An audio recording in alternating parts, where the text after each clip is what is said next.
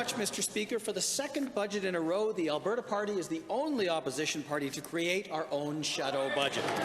We prove it's possible to find a middle way, a better way than sacrificing the present with brutal frontline cuts or risking the future on massive deficits. But unfortunately, the impact of the ND budget is already being felt, as Alberta suffered yet another credit rating downgrade. To the Minister of Finance, I asked you last session whether you had calculated the cost of a potential downgrade. Given your plan to borrow more than $50 billion, have you done it yet? Minister of Finance. Thank you very much.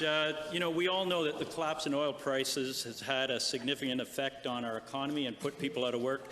The opposition would have us respond to this by significant job losses of nurses and teachers and cutting back on investments in infrastructure. We believe there's a better way to move Alberta forward, and Mr. Speaker, we are. Alberta's credit rating is still among the best in the country, even with the low price of oil.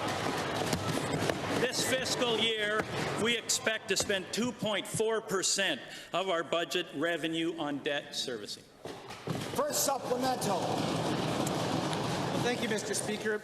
The Alberta Party Shadow Budget balances in 4 years, funds frontline services to match population growth, builds badly needed infrastructure, and all of that without taking on unsustainable levels of debt.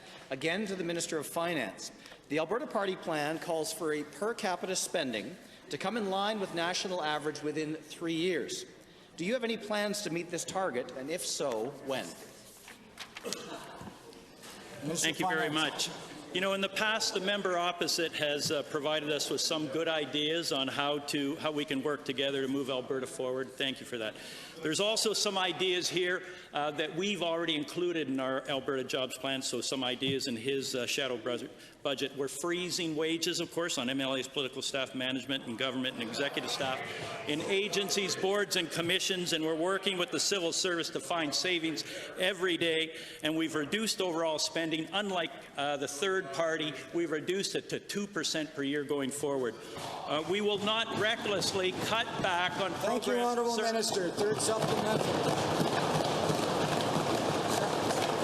Thank you, Mr. Speaker. Now, with respect, Mr. Minister, that wasn't an answer, so I'll take that as a no. The Alberta Party Shadow Budget, which I will table later this afternoon, respects the 15% debt-to-GDP law this government passed just a few short months ago. Again, to the Minister of Finance, given your plan to repeal the debt-to-GDP limit, do you have a new target, or is the sky the limit?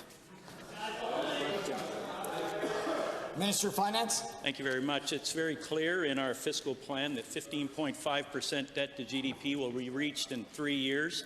We anticipate staying under that if we're able to bend the cost on things like health services in this province and other programs and services. If we are able to see the diversification take off in this province, as we understand it will through the economic development and trade, and if we're able to invest all across this province with the biggest investment program for capital this province has ever seen at $34.5 billion over 5 years.